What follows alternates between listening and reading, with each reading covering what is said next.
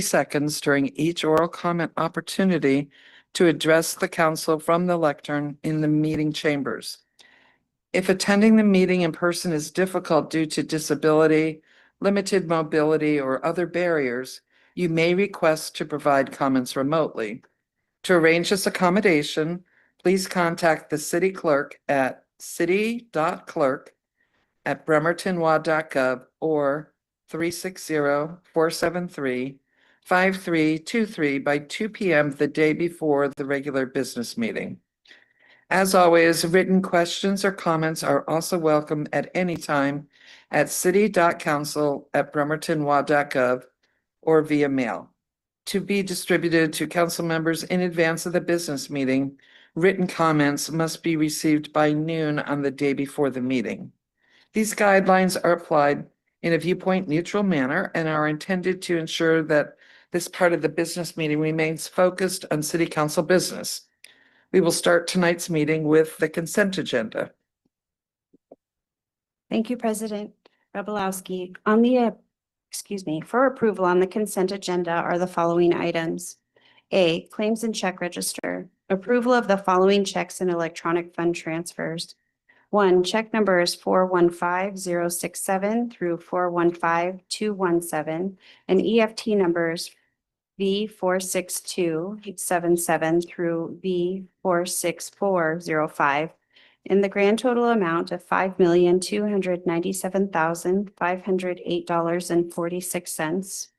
2, regular payroll for pay period ending May 15th, 2026 in the amount of $1,244,648.65. 3, regular payroll payout for pay period ending May 15th, 2026 in the amount of $22,139.69.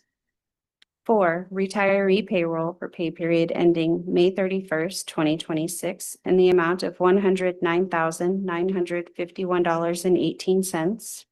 B, minutes of meeting May 20th, 2026. C, minutes of study session May 27th, 2026.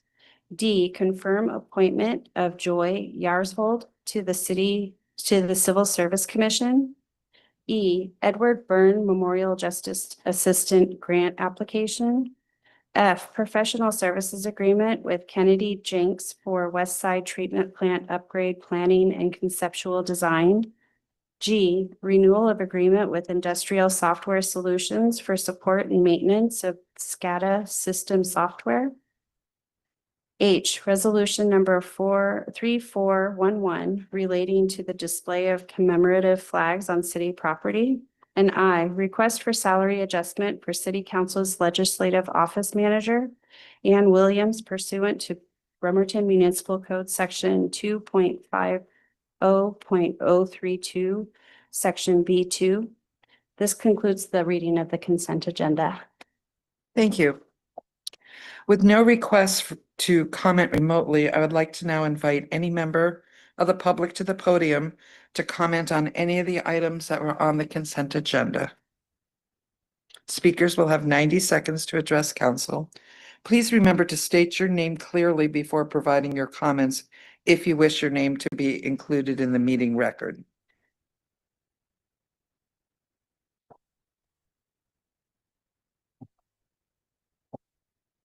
Jose Camacho, friends of Smith Cove, Rock the Block.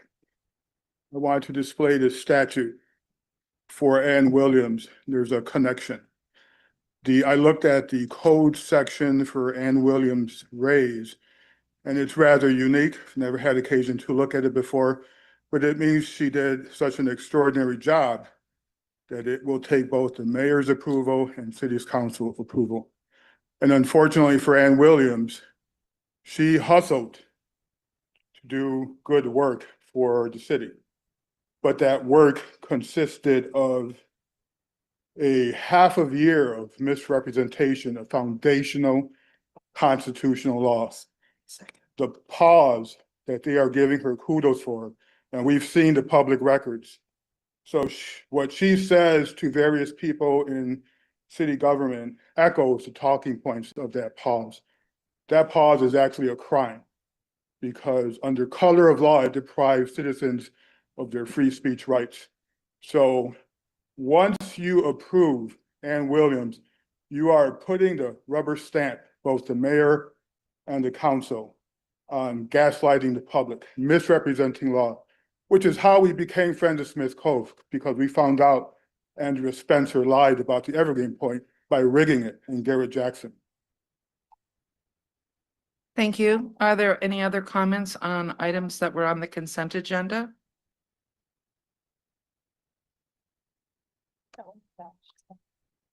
Okay,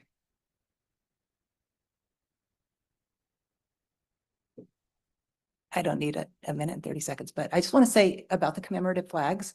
Thank you.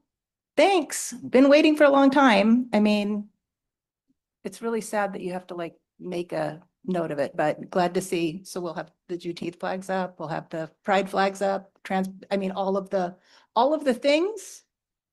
Yes.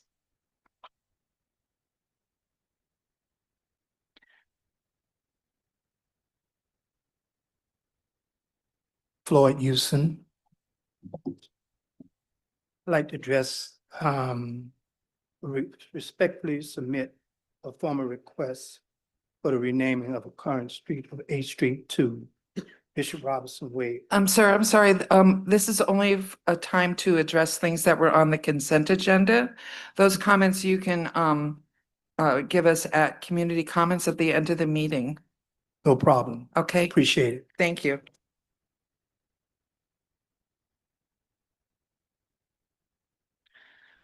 Are there any more comments from the public attending in person tonight who have not addressed the council on items on the consent agenda? Okay, I don't see anybody. So we will go to council for a motion. Move to approve the consent agenda as presented. Second. We have a motion and a second. Seeing no further discussion, let's vote on the consent agenda, please. Councilmember Chamberlain, Hell yeah. Fry, Yes. Camerata, Yes. Goodnow, Yes. Mochler, Yes. Revelowski. Yes. Motion carries unanimously. Next on the agenda is public hearing. Our first item is for a resolution number 3412 to adopt the 2027 CDBG home policy plan. With us today is Sarah Lynham.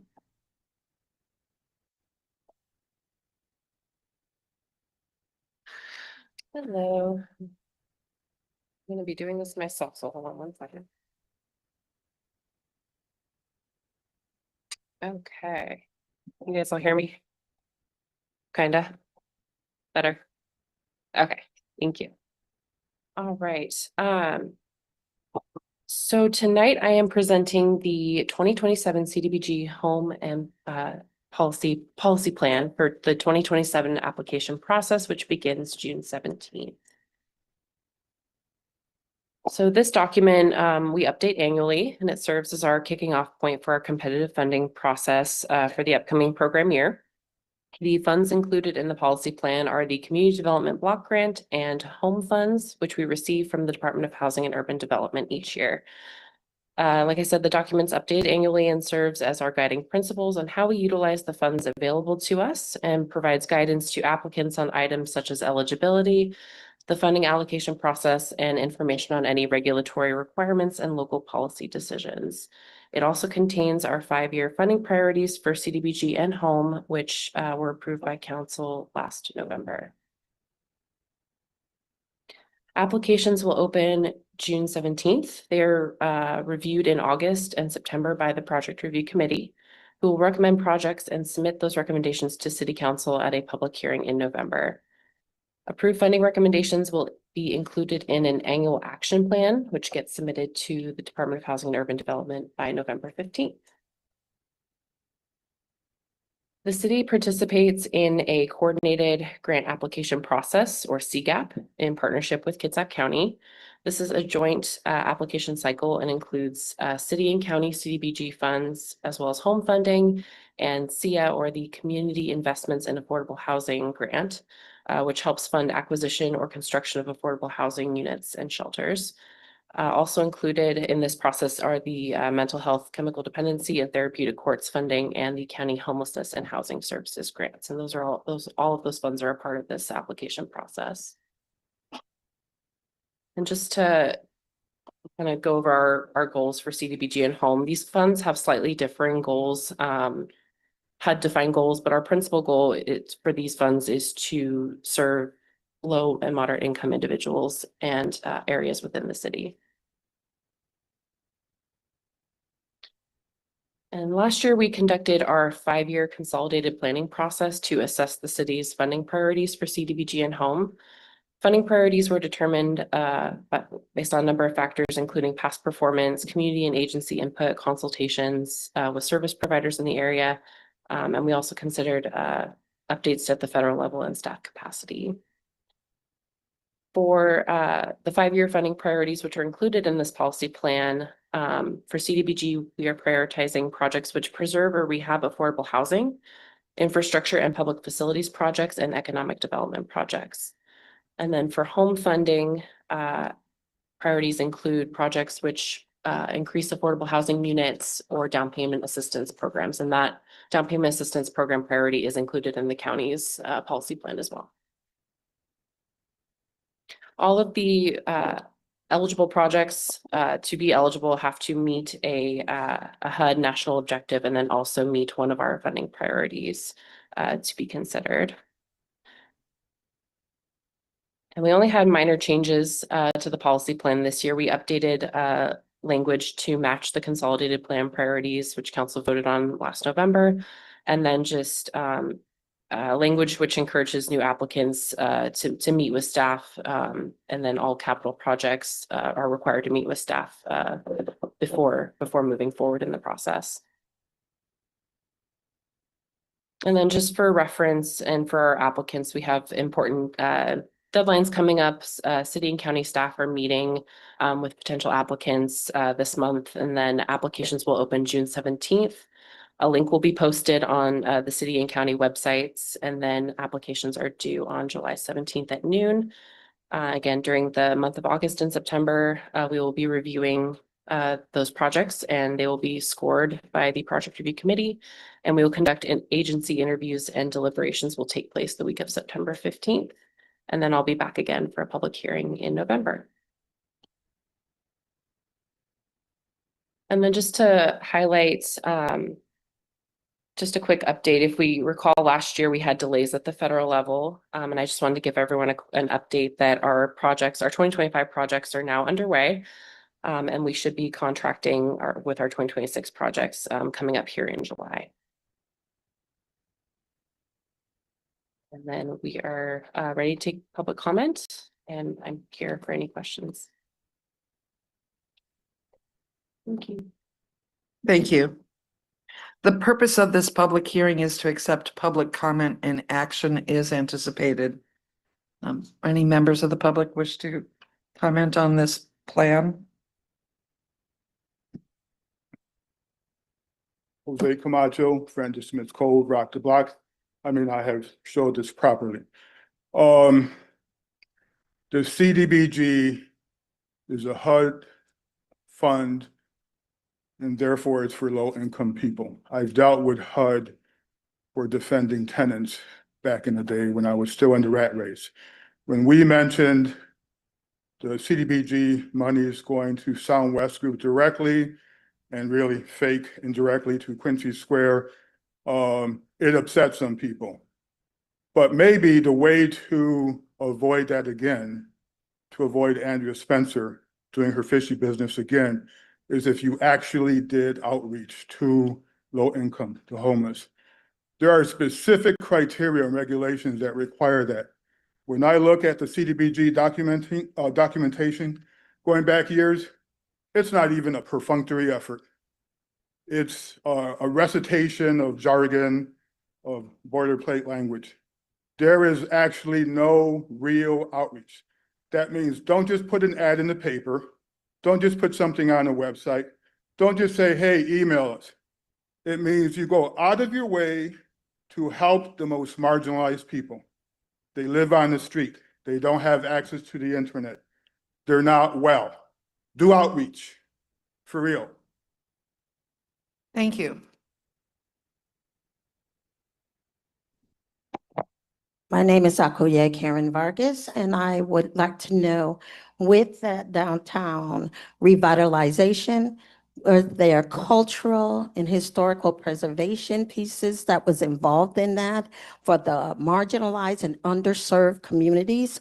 When they talked about the revitalization plan for this West End in this downtown Bremerton region. So I would hope that that was something that was intentional, and hope that this council will review that, and hoping that we can continue to see how we are meeting the needs of those underrepresented communities, especially diverse communities of color. And when we do that, how are we doing the outreach to those communities? How is it being, what I would say, communicated when you know that there are barriers in the way we process and the way that information is being dispensed to those communities? When you talk about net neutrality and them not having access to these resources, information, and education, I think that we can do better as a community, and especially for those that are serving our community. Thank you. Are there any other members of the public who would like to comment on this? Okay, seeing none, I close the public hearing. We go to the council for a motion, please. I move to approve resolution number 3412, adopting the 2027 CDBG Home Policy Plan, and authorize the mayor to finalize and execute the agreement with substantially the same terms and conditions as presented. Second. We're open for discussion. Yes.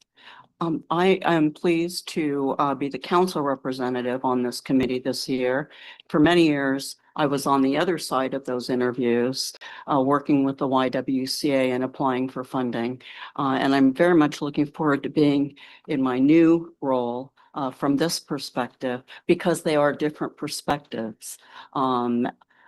This is all very good work. It's very competitive. There's very little money. It seems to be shrinking. And we really do have the bumpers on as far as what we can and what we can't do with these funds. And so I would like to give Sarah or Director Spencer the opportunity to answer the question that came up about historical and cultural aspects, if that's something that is addressed in CDBG and home or not. So just to provide some clarity around that, I don't know if you're available to do that this evening.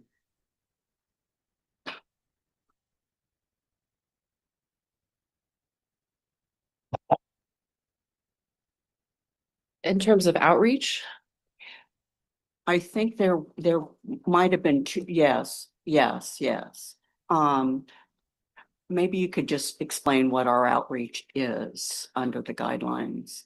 so for the policy plan specifically, really it's we're doing, we'll post to the website, we do a legal ad in the paper, we do an e-news outreach to folks on our list.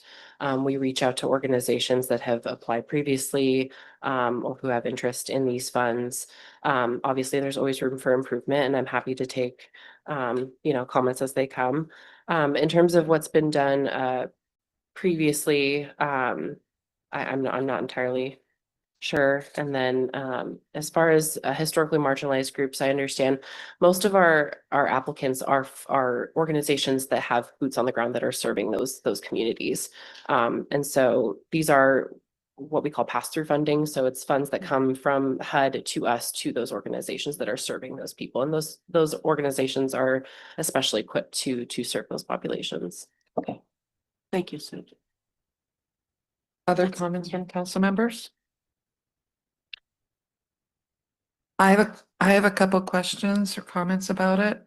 Ms. Lyman, saw that you had a date of May 26th or 27th. I didn't write it down.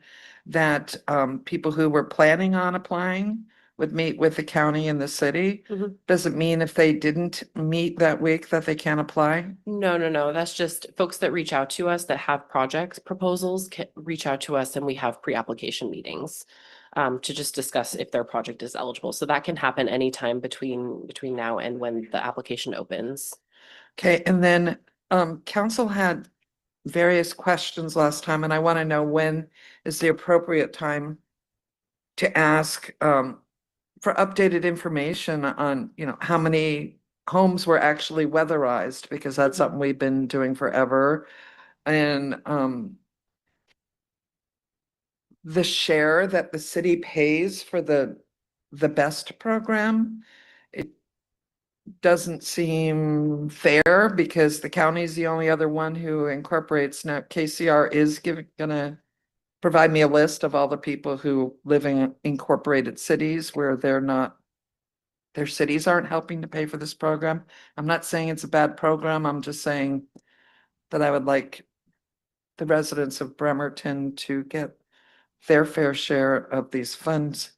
And as we stated last week, pretty much everybody feels more advertisement is needed. I don't think that Facebook and an ad in the Kitsap Sun legal section really covers it. And I know it appears that the same programs are getting money year after year after year. And maybe that's just a wrong assumption that I'm making. But at what point would we be able to get more clarity as a council on that? Is it after you come up with after the committee meets to decide who's going to get recommended for next year? So I'm gonna go back to the first two questions really quick. So the first question was I can't discuss future projects. So what we're focusing on now is just the policy plan and procedures, how we go about the program. Yeah. In terms of past performance, we do post progress reports on the website. It is a HUD template, so if the council would like to request more information, I'm happy to provide that. 2025, we just now executed contracts, so we don't have any, I don't have any 2025 data because we had a federal shutdown and there were delays at the federal level receiving our grant funds. So we haven't had much progress for 2025 because we haven't started yet. Okay. But in terms of past funding, say from like 2020 till now, I'm happy to provide that information as needed. Okay. And then in terms of the BEST program, again, I can't comment on really like future applications. The time would be once we get applications for 2027 and they come before you guys in a public hearing, that would be the time to review those applicants. So, but we'll be able to see before that starts, like how many homes have been weatherized in the city of Bremerton, I could, and for how many, 2024, I could give that data. yeah, and 23 and stuff, because it's been funded for quite a while. Absolutely. And the same thing with the BEST program, how many residents of Bremerton actually made it through the program or are active in the program. But so that's information you can give council, but is it something that we can update the city's website so the public can see it too?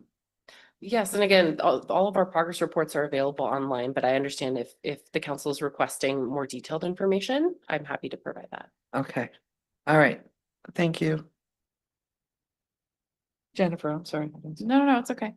I was just remembering that, and I don't know if it was, I think last year was the first year that you executed contracts, or maybe it was the year before, but a couple of years ago, I introduced administration to Blue Bills. I think I'd requested some additional funding, but then I think that y'all executed some contracts with Bluebills. Was it utilizing CDBG funds by chance, or was it a different program? No, that would be general funding. Okay, so were the Bluebills utilized for any of the, because I thought that I remember they were being utilized to support the weatherization, but was that not the program that they were utilized for? So we updated, this would have been in 2024. We updated the scope of work to include that the KCR would be able to work with the Bluebills organization if a project came up where that was needed. Okay. So there were no projects that came up where it was needed. This wouldn't, because I feel like this would count. The And I think weatherization and This would the, be something I can provide at a later time. okay, all right, thank you. Thank you. Is there any? Proceed. So we kind of talked about this a little bit in the study session last week, but you know, everybody's touched on it tonight of making sure this program gets out there more and that eligible recipients to it are aware of it because we only have a month that they can even put in the applications. And I'm unclear of the fact of if a new applicant did not have the special sit down with you guys, they cannot apply as of June 17th or. If there is a new applicant, I encourage folks to come and talk to us about their application before spending the time to actually complete the application. If between June and July, before the deadline, they have a project that is eligible and they want to come and talk to me about it, absolutely, they can do that up until the deadline. But is it a requirement for new applicants? Because there was a, For new applicants, vote. yes, I would say so, yes. okay, so if the new applicant has not met with you, then they wouldn't Before be the- able, Before before the the deadline. application closes, then no. Okay. Yeah. And then the second thing is transparency with this, that I think it is really important. We all kind of brought it up in new and fun, exciting ways of transparency with this. You know, looking at, is it CAPER? Is that, there was like a fun little acronym for the report that you have to give to HUD on a federal level, but it didn't look like that. Once the criteria was met for updating them, it didn't look like there was further information with that. So some of it, you know, the 2024 for the weatherization said that 2 families were helped with that. Right. And I don't know if that was the final head count or if that was something that, you know, just hadn't been updated again. But I think that level of transparency with this of finalized projects, of not only being proud of them because these funds were extended and then a project, you know, was completed. That's something that I think we should take pride in. But additionally, having that transparency so that we can know where those funds went. Because if as a community, we're noticing that that needle is not moving in the direction we need it to, then that data helps us collectively say, we need to start thinking about this in new ways than what we've already been doing. And I think, you know, only getting this information, you know, last week, and I know that you have a schedule year after year. So this year, doing the absolute best you can, but I would really love to see in subsequent years if these comments and these things, you know, came to fruition this next time so that we were sending it out to people, not just through, and we had talked about this, the newspaper that Right. I still can't find it online. So if you're searching for that advertisement that went out, the only way that I could find it is if it was in print on the day that it was printed. I don't know how many people are getting print news anymore. That could just be a stereotype that print news is dying, but you know, that is concerning to me because we want to make sure that this program is readily available for those that need it. Again, to move the needle to where we need to as a community with this. And it's a fantastic opportunity and program, but only if we utilize it.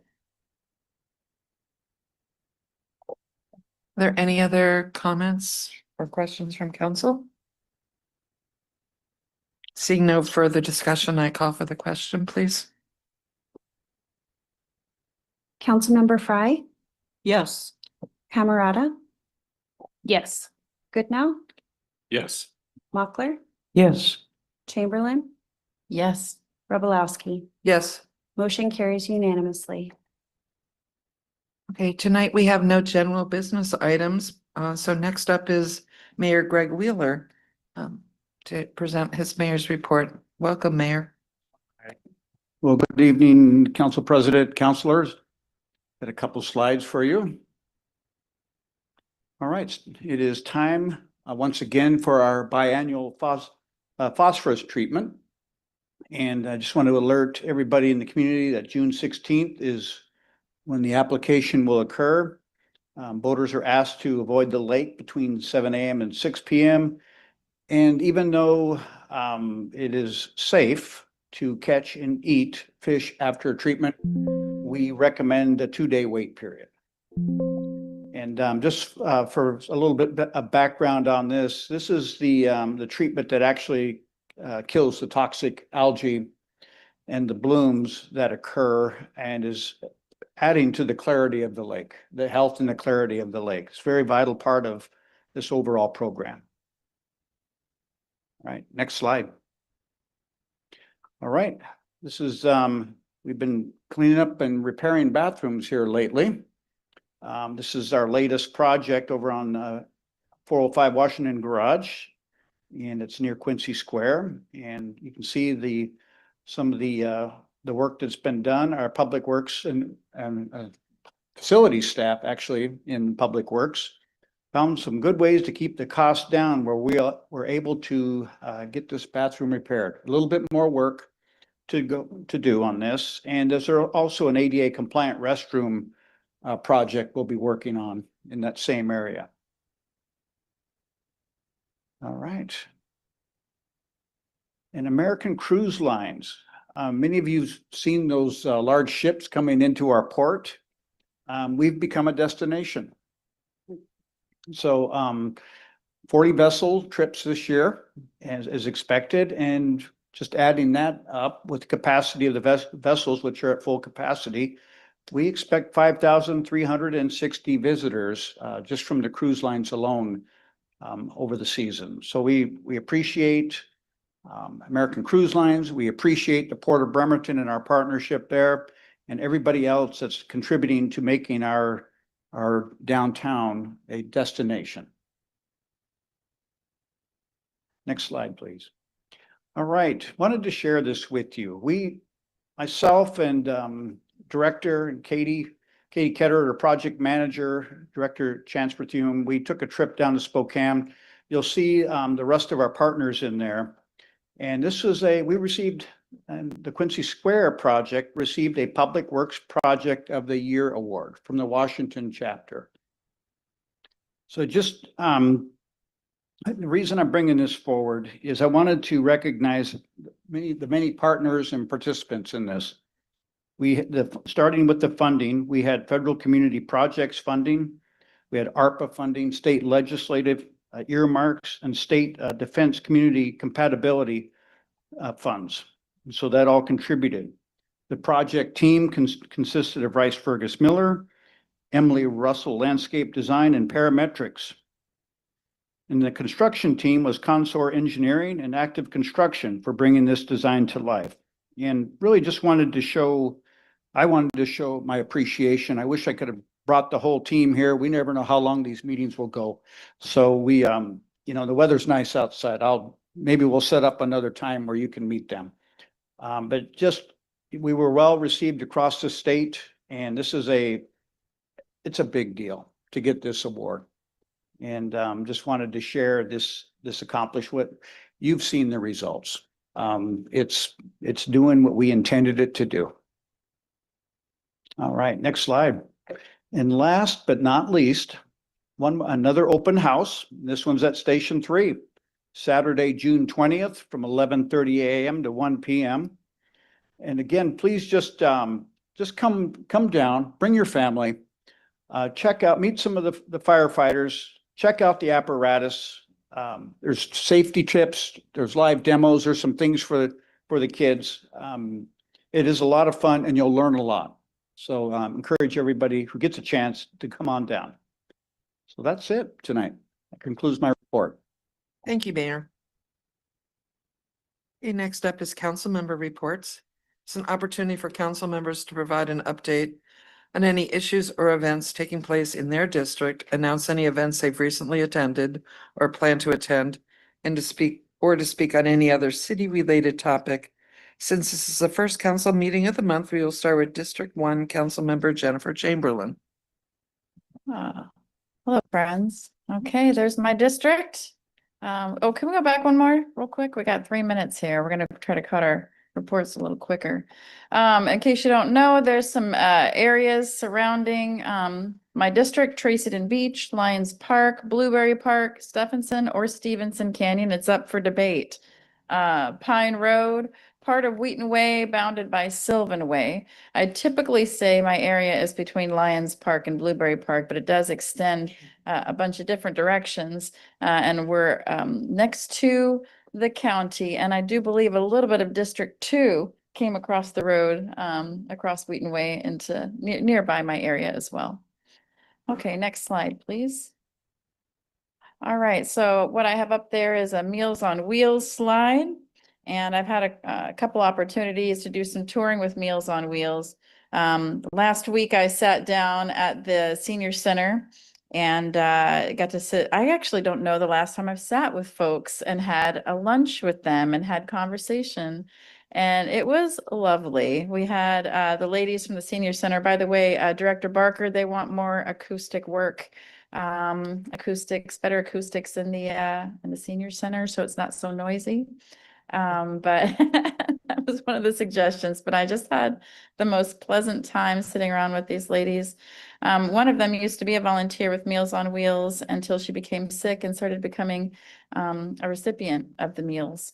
And another woman who I sat with explained how she was in a deep depression for a year and a half after her husband died, and she was not eating at home. She was in such a state by herself at home. And now she comes out specifically to the senior center to get meals and to commune with other people. So this program is not just about feeding people, it's about creating community.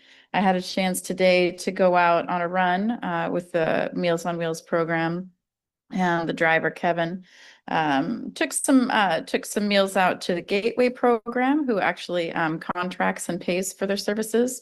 And Gateway helps adults who need additional care, who may have disabilities, where they need to be supervised. And then also we went around to a couple of elderly folks' homes, individual houses, to provide deliveries. He described me one time where he went to an elderly man's home and knocked on the door and was actually able to provide some medical assistance because the man had fallen and was unable to reach a phone, and he had been there all day. And had Meals on Wheels not stopped by to provide the meal, the guy could have been on the floor for another couple of days without being checked on. So again, these services are about more than just the 40,000 delivered meals in a year from 2025. That's about more than the 30,000 community dining meals served, the 5,000 hours contributed, or the 40,000 miles driven. It's about creating community and taking care of each other. All right, the next slide.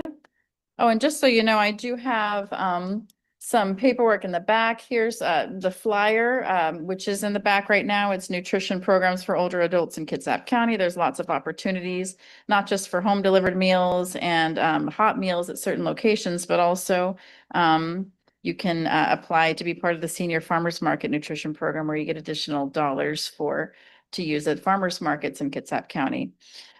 Is there another slide? Okay. All right, so let's go. I'm sorry, I'm kind of taking something from somebody else's district, but I got a chance to substitute for Council President Rebelowski.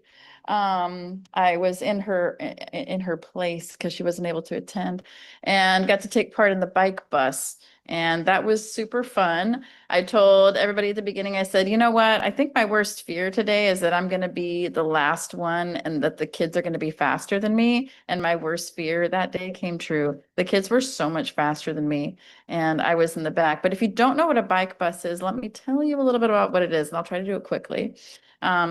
Instead of being on an actual bus, adults ride their bikes on either side of the kiddos and go to different locations and pick up kiddos who are also on bicycles. And we all ride our bicycles to school together. So we stop at multiple places, pick students up, and then we went to Naval Avenue. And it was a really fun time. We're going to do it again this Friday. So if you want to be part of the Naval Avenue bike bus, then just be outside of one of the locations listed on the map. We're going to start at Evergreen Park at 8:10 in the morning on Friday and head up to Naval Avenue. I think we made it in 20 minutes last time. Other than that, the only thing that I want to say, and I think I'm done with my slides, done with that. Oh, yeah, wait, oh, thank you. Wait a minute. Hold on, let's show you. Yeah. This is a picture of Chief Wolf. And I'm trying to see, is that, I can't read his name, another officer there, and they were along with us too on the bike bus. About 5 or 6 of them accompanied and provided additional safety for us on this route. And for fun, we had the leader, Jake, had a bubble machine and the kids got to go ride in a stream of bubbles. It was fantastic. All right. And as always, I'd like to advertise the cleanup. The next one is going to be June 20th. Meet up at Cafe Perfetto at 8:30 for a free cup of coffee, a donut, a shirt, and head out and clean up around the Warren Avenue Bridge area. Cafe Perfetto is on Wheaton Way at 2811 Wheaton Way, across from SARS. Okay, that's the last slide. My parting words for my council report, which has gone over 3 minutes. Apologies. 7 minutes. Oh, 7 minutes. Oh, no, I'm taking up space. When I was council president back in 2024, I was able to pass a resolution with my colleagues for pride flags to be flown. It did not pass muster with the condo board here at the Norm Dix building. So I kind of kept pushing the issue, and with the help of Councilor Goodnow and other councilors here, and our attorney, Mr. Jetty, we were able to get a different resolution. And so now I'm really honored to be part of the resolution that passed on consent agenda. That'll be offering commemorative flags. And with that, happy Pride Month. Over and out. Thank you. Next is Council Vice President and District 2 Councilmember Denise Fry. I think I just have one slide this evening. Oh, go back. I want to, I'm not gonna let this go by. Notice a lack of parks in this district? Okay, let's go on to the next slide. This is just a reminder. This is where I'm going to be. It's going to be where all the cool kids are on Saturday, and that's Ways Goose. If you're not familiar with the Ways Goose Festival, it brings art and industrial equipment together. Steamrollers are used on giant blocks to create beautiful prints that have been designed by various community artists. It's now held at the Sheridan Community Center, which is, of course, a city facility. I'm really proud of that. I'm really glad that the city is able to support a festival like this. It's for all ages. Bring your kids down. I'm going to be bringing my grandkids down. Artists are great people to hang out with, and we'll have a great day, weather permitting. So hope to see you all there on Saturday. Thanks. Thank you. Next is District 3 Councilmember Christy Camarada. I have the slide of shame. And I have the slide of shame, we put my slide of shame up. There it is. Okay, so this is City Council District 3, no slides. And the reason why there is no slides is because District 3 is an amazing place to live. We have a lot of events that just naturally happen in District 3. So when we were discussing last week of making these council reports and understanding that, when we brought back public comment, that time is limited, that we wanted to place those same limits on ourselves. So that's what you keep hearing with the 3 minutes and the 5 minutes. So I tallied up what I received and what I have found for the month of June. There were 17 events that I had on mine. And so what I elected to do with my time this week was not only trying to find those events, but also talking with our office manager of how do we disseminate that information on our websites? What would that look like? How do we update that? And so that's what I chose to do with my week, because there are just so many amazing things that are happening in the city of Bremerton. In District 3 with the downtown district, we, are lucky enough to have Quincy Square, which has a website. It's quincy-square.com that will have all of the events that are happening. And it is something, I would like to say it's every weekend, but it is almost every day of the week that there is something going on this month or this summer.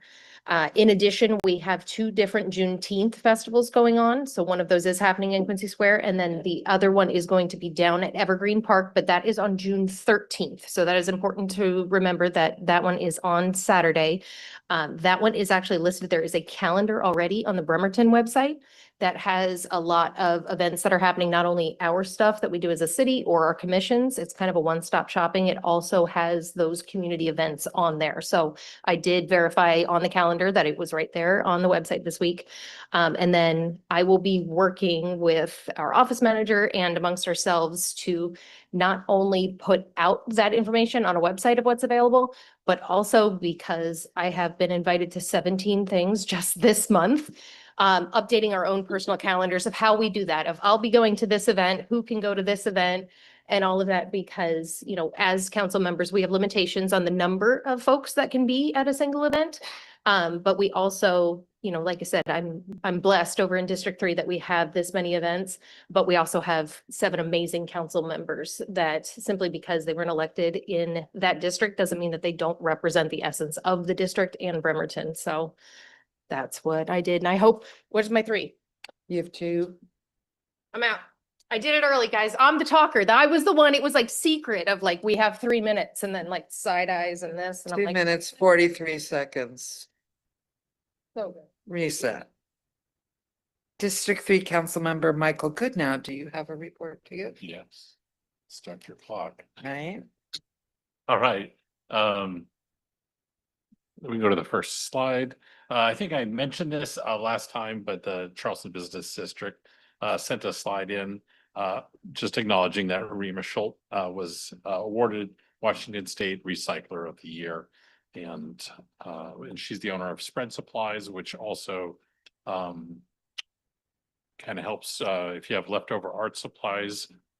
That's a place that she can get those in the hands of people who need them. So we'll go to the next slide. Also coming up June 20th in the Charleston district is Midsummer Magic. There's a little QR code there. And it's a solstice celebration. And my last slide. And then this is the Charleston newsletter. There's a QR code on there. I think you can find it on their Facebook page as well. And then there's a little more information about Rima's award and you know, how that happens and the criteria. And I believe that's my last slide. And I will stop because Jennifer used up all the time. Yep. Counselor. Happy Pride Month. Next is our District 6 Councilmember Anna Mockler. Do you report tonight? I do. And in addition to the Lillian A. and James Walker Park, District 6 proudly boasts Lulu Haddon Park, which now has a protected 4-way stop with a crosswalk. Yay. And the single playground in our district.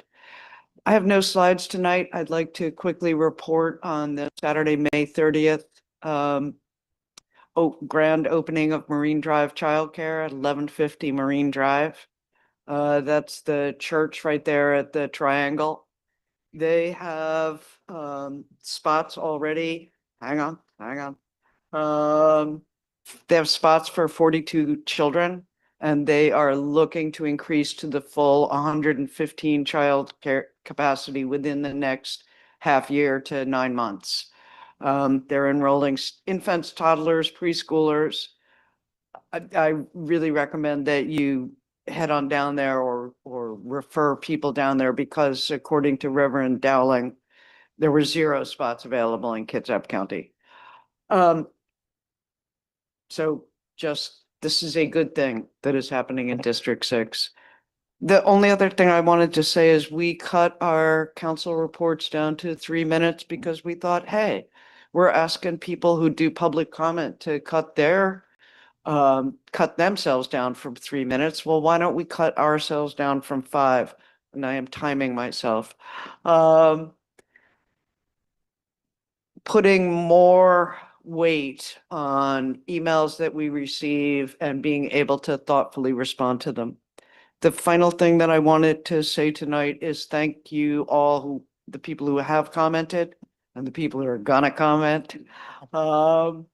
Thank you for participating in your government, and I'd really like to thank the administration for working with council on, for example, chronic nuisance properties and other recurring threats, diminutions to quality of life.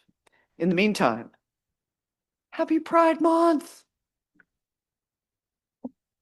Thank you. So next up is me. I think I have a couple slides.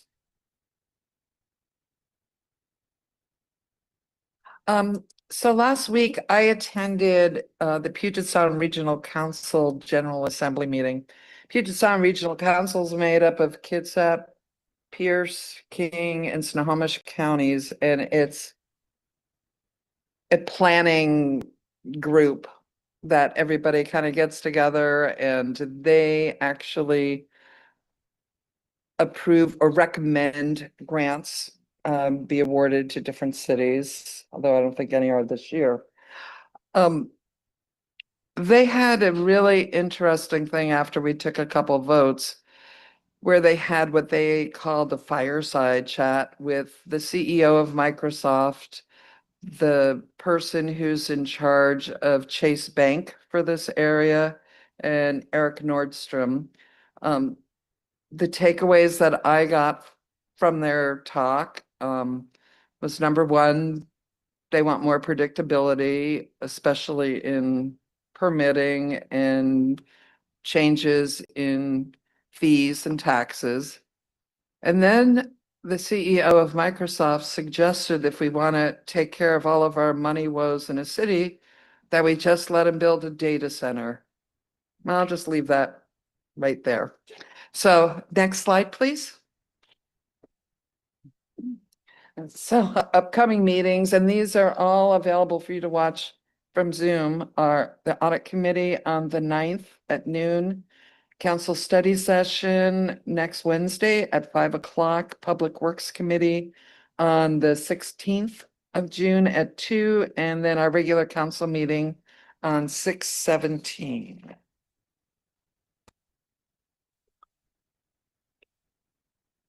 Well, that was less than 2 minutes. Okay. City council meetings are a business meeting in the city of Bremerton. They are also a workplace for city employees. They are not open public forums for public address.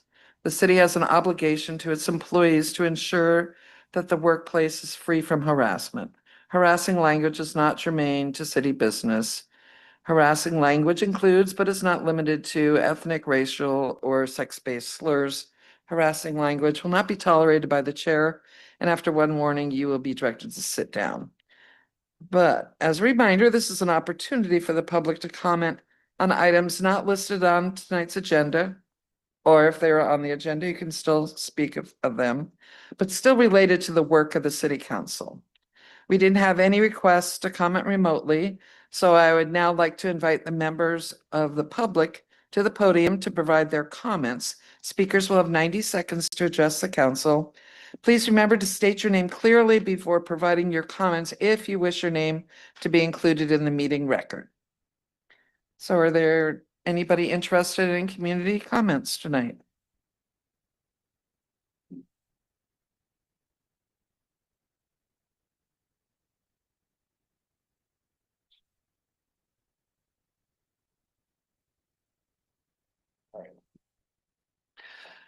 Good evening. I am Brian Yandell at 240 Willow Street, District 1. Thank you, Mr. Mayor Whaler and Council Member Chamberlain, for your attention to 310 Willow.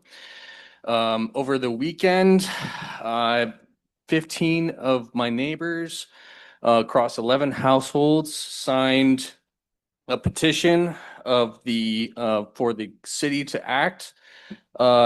Since April 1st, the 310 Willow property has had 31 parking citations, and code enforcement inspected on May 28th and found nothing citable, which is a part of a pattern with this property dating back to May 2023 per Bremerton PD records. They habitually clean their property once the heat is on them, and then we are requesting a coordinated effort by the city to investigate. And I am here with my neighbor, James J.R. Kinnison of 273 Willow. Can you start the time again, please? Thank you. Yeah. Yes, my name is J.R. Kennison. I do live at 273 Willow Street. And I am, as obvious, visually impaired. And I have a girlfriend who is low vision and in a power wheelchair. And I'm on the concern with this petition, and because I utilize access through Kitsap Transit, and we have trouble with 310 parking vehicles in front of locations, and where we cannot get access to approach. And because the vehicles are half the time parked on the sidewalk with garbage cans left from the owners during the week, we are not accessible to get in and out of our community there, because there's like two ways in and one way out. So my girlfriend has to go down the middle of the street in a power wheelchair, which the street itself needs some dire repair. Thank you. Time. Thank you. Are there other members of the pub? He did. I read it. Yeah, he read that email to us. Hello. Hello, my name is Robin Weldon. I'm here today to talk about the what I consider one of the most important things that are happening in Bremerton in June. It's not just an event, but the third largest Juneteenth Freedom Festival in the state. And that is at Evergreen Park, not at Quincy Square. It's at Evergreen Park, and it's on June 13th at 11 a.m.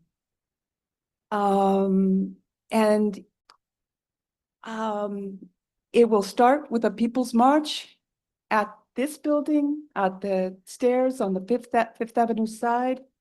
I believe the mayor is going to be doing a proclamation.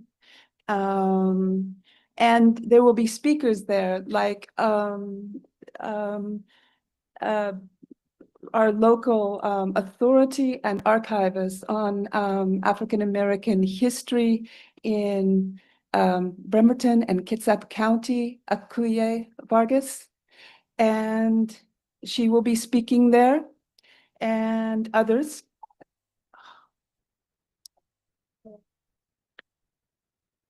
Thank you. I'd like to hear from our next community member, please.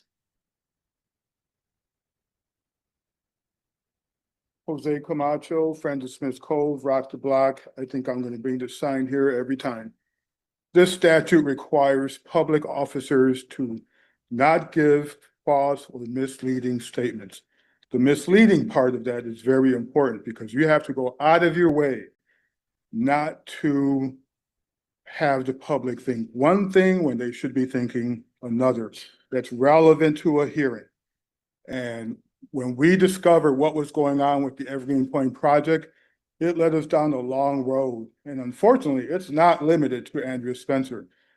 With the pause, it actually has overtaken the entire city apparatus, like literally every one of you, with the exception of Christie. And it's been amazing. It's going to make the history books. So I hope you all are enjoying your little moment. Speaking to that, when a society is so bad that you erase and misrepresent law, that's an essential value of America, of democracy. That's like basic. And if you so easily toss that value aside, you're tossing aside reality. And the thing with Quincy Square is it depends on greedy white men bending reality, and we all must kowtow to it. And that's why you did the pause. You didn't want me talking about it.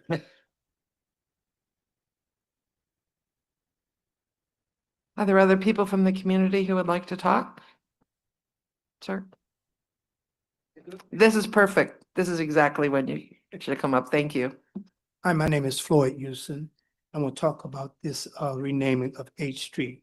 To the honorable members of the council, I'm requesting the name change from 8 to Bishop Robinson Way. The reason I'm standing here because Bishop Robinson has made a huge contribution to this community.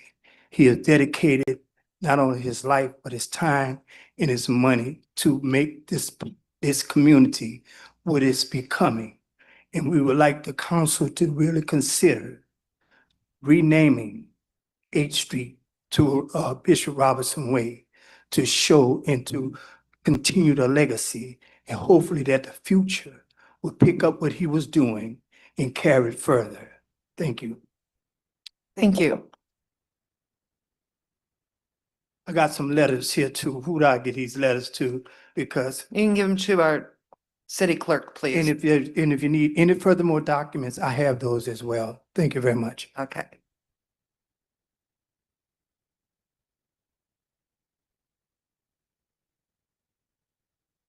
Yeah. Hello. Craig Hedstrom, 2518 North Lafayette. Just a couple of big topics we wanted to bring up today. One is the enforcement of chronic nuisance property ordinance concerning short-term rentals. We, in particular, have a next-door neighbor who does not live there at all, and they rent it out, advertising 10 beds, as many as 16 plus people, and it is just pretty much a constant party house. It has disrupted the entire neighborhood. We have a bunch of documents from neighbors, all signed legally with an attorney's approval that they're formidable in court. We also have a realtor friend, Rachel Harris, who was on the cover of Bremerton magazine, said some of the homes can be as much as 30% less value upon resale with this kind of a home next to you. So it's become a big concern for us. So we're hoping not only the chronic nuisance property ordinance can be in effect and actually get something done, but hopefully a more effective overall regulation for short-term rentals, because it's happening more than to just us. And we're not against short-term rentals. We've used them in other places. But when you're jammed together on North Lafayette the way we are, our porch is literally 11 feet across from theirs. And even if there's only 10 or 12 people, it's still really loud, much less we've suffered. Sir, I'm sorry, your time is up. But please give your information to our city clerk so that way we can all get copies of it and we'll read your information. I appreciate it. Hi. Hello, Brad Rinksmeyer, 2510 North Lafayette. So I'm on the other side Okay. of the chronic nuisance property. And like Craig has said, we don't think there's a problem with Airbnbs, but when people are coming every weekend on vacation and groups as large as 12 and up, it becomes a weekly problem. And the quality of life is really what we're here about. I have some very specifics about trash and things left and blown on our property and things like that, but it's every weekend when we can't even go out and enjoy our deck because there's commotion. There's things every weekend. We're having the same conversation. Hey guys, I know you're here on vacation, but we live here. So please, if you can keep it down. The other night, fireworks after 10 p.m. You know, the night before that, asking after 10 p.m., please keep it down. You go to Google Maps to this property, 2514, you'll see a recent review. It says a week ago that the owner acknowledged a person got fined $500 because they had more than 12 people there. And the owner said their cameras saw them at almost 12:30, I think is what it said. The quote is playing loud music, clapping, cheering, and talking until after midnight.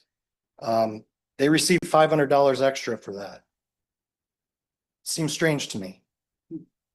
I don't know how to think about that. Again, some thoughts on regulation. Thank you.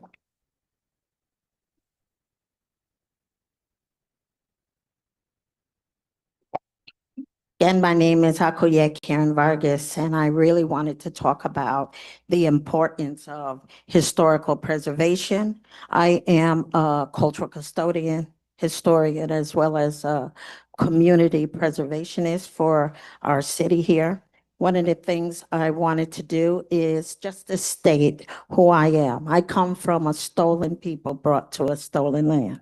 When we celebrate, commemorate, and pay homage to those that was enslaved to this nation for Juneteenth, we don't want it marginalized. We want to make sure that it is being celebrated.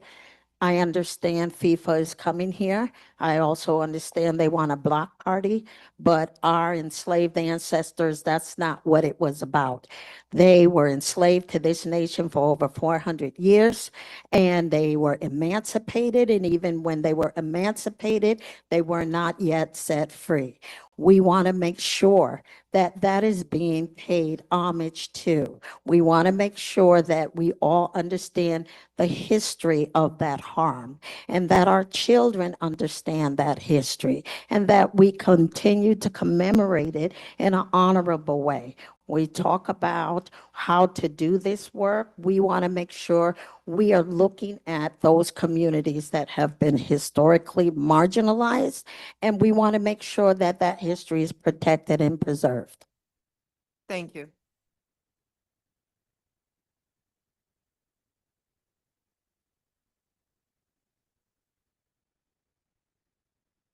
My old lady glasses. All right, good afternoon, council. I'm glad you're here too, Mayor. I also live on North Lafayette and have really had a diminishment in my quality of life. I'm glad there is regulation that's in place. I know that it was enacted in 2008. That was before short-term rentals were as prevalent as they are. I have lived all over the country, found a home here in Bremerton. I absolutely love it. I love all my neighbors. When this Airbnb was put in, the short-term rental was put into the neighborhood, it has greatly changed things and quality of life as to, why this ordinance actually exists. As stated on the website, half of our residences are rentals. So I feel that Bremerton is even more susceptible to seeing more and more of this. These people act as though they are on vacation because they are. They don't care about our neighborhood. They fly down the streets, kids are riding bikes. They have a blatant party outside. It is 11 feet from our porch, so me to you, 16 plus people are having excessive alcohol, drug use, the language that is being used, discriminating language towards gender and race. I feel unsafe in my own home. It's really unfortunate. So I do hope that there can be a greater recognition that the work is being put on us, the residents, to have the conversations that Brad, my neighbor, spoke about as well. Thank you for your time. Thank you.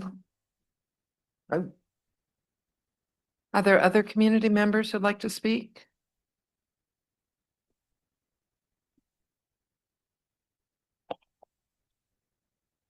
Family Levine, City of Bremerton resident. Holy cannoli, a bathroom, you guys.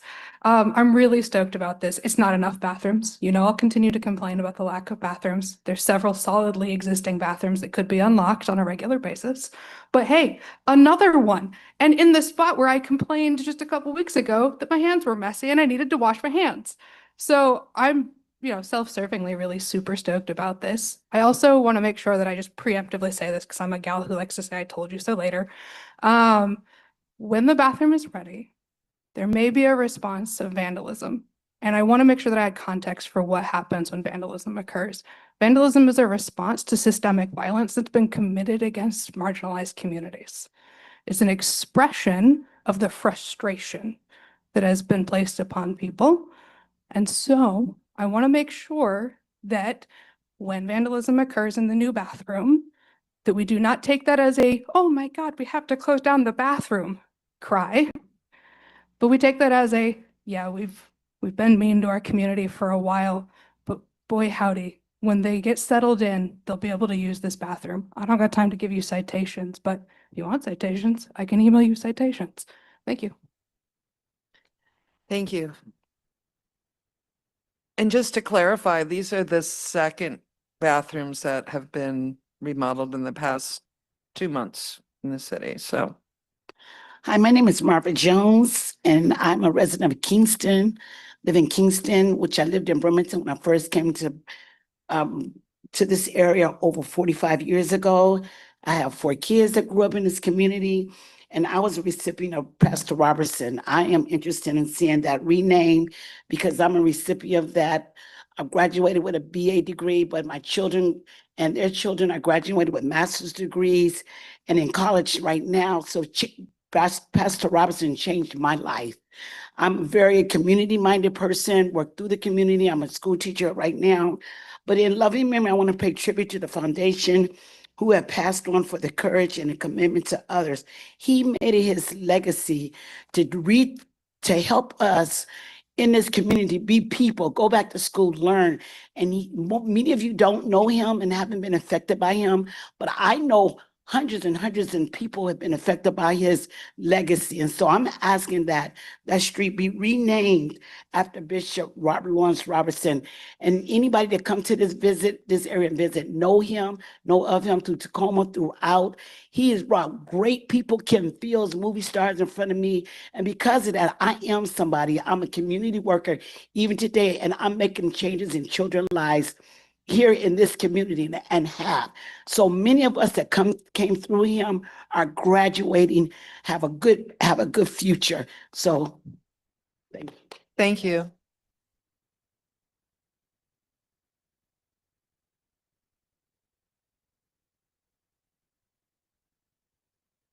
Nate Axtell, live in Bremerton with Westside Baptist Church. I see all the rainbows and just want to say something I think everybody agrees with, that the rainbow is beautiful.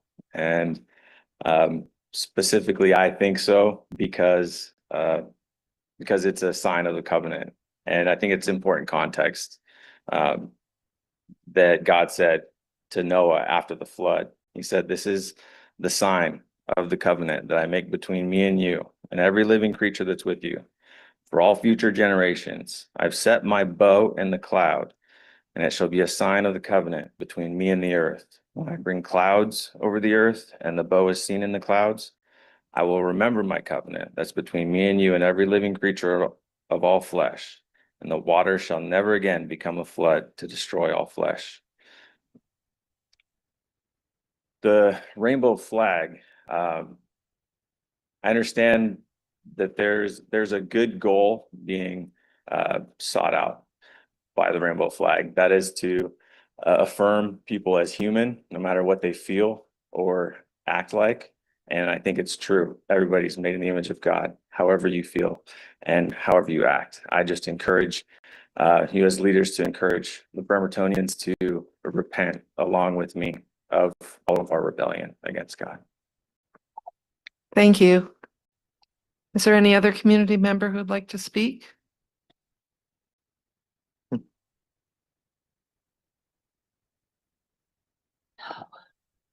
Imagine having a minute and 30 seconds that you could come up and say something positive or talk about your neighborhood, and coming up instead proselytizing and I guess trying to degrade a certain group. Awful, terrible, horrible. That's why people are running away from a church. I gotta hold my words. Awful. Is there any other community members who'd like to speak?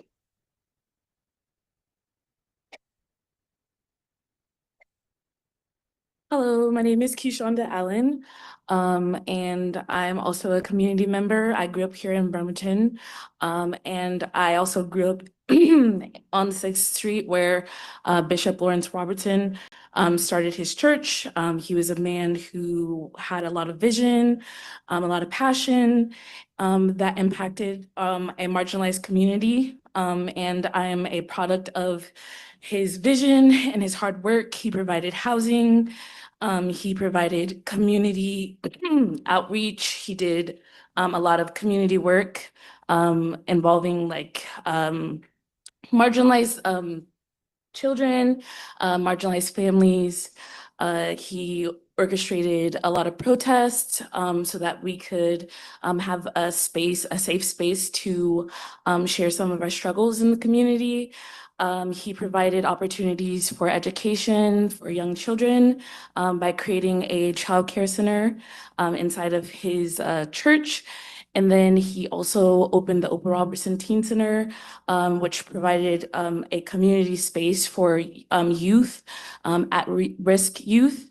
And then he also was the main visionary behind the Marvin Williams Center, which is a community center in a marginalized community that provides resources for students, for families, and for community.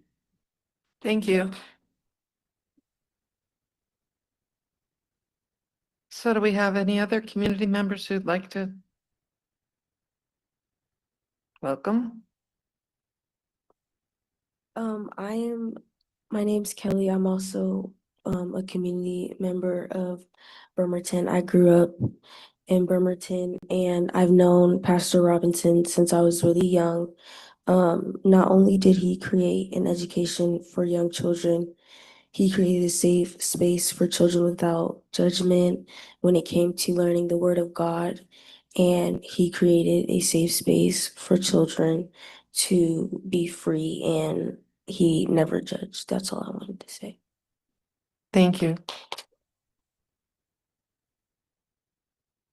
Is there anybody else who would like to make their thoughts known tonight? Okay, well, I appreciate everybody coming tonight, and this is going to conclude tonight.